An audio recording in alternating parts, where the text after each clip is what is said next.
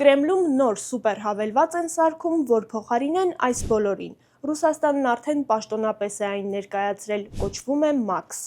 Սա իշխանության ստեղծած մեսենջերն է, առայժմ միայն չաթ անելու համար, բայց պլանավորվում է այն ավելի բազմաֆունկցիոնալ սարքել, օնլայն գնումներից մինչև կոմունալ վճարումներ։ Max-ի թիկունքում ռուսական ՎԿ-ի ստեղծողներն են, իսկ ՎԿ-ի թիկունքում ոչ մեկի համար գաղտնիք չէ՝ Ռուսաստանի իշխանությունները։ Կրեմլն արդեն սկսել է իր խոսափողներով նոր հավելվածը գովել ու պրոպագանդել։ Ռուսներին կոչ են անում միանալ Max-ին, որտեղ հնարավոր է պարտադրում այն։ Սկսել են դպրոցներից, որտեղ Max-ը որպես հիմնական կոմունիկացիոն գործիք կօգտագործվի։ Ռուսաստանում փաստացի ուզում են, որ Max-ը դառնա միակն ու անկրկնելին ու տեղ չմնա մյուս արևմտյան ալտերնատիվների, ասենք Meta-ին պատկանող WhatsApp-ի համար։ Ինչ-որ ծանոթ սցենար է, չէ՞։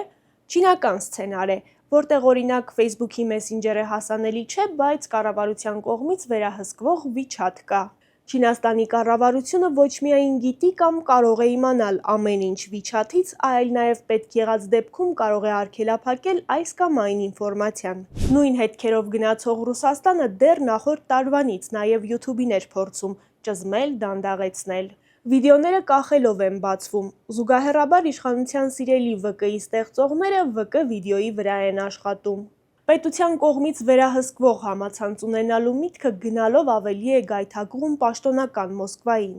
Կրեմլում ավելի ու ավելի շատ են ուզում տեղեկանալ ամեն հնարավոր ու անհնար սպառնալիքների մասին, տիրապետել քաղաքացիների բոլոր հասանելի ու անձնական տվյալներին։ Բայց այդպես էլ չեն ասում, օրինակ, քանի մարդ է զոհվել Ուկրաինայի դեմ 3 տարի շարունակվող պատերազմում։